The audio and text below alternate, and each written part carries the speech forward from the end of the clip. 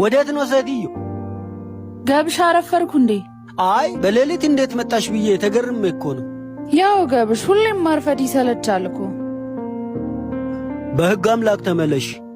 ገብሽ ያራዳ ልጅ ታውቂያለሽ፣ መልከኛ እኮ ነሽ። ደግሞ ሚካኤልን አይደገም የዛሬን ብቻ ገብሽ እሻልሽኛ ይመች पास आए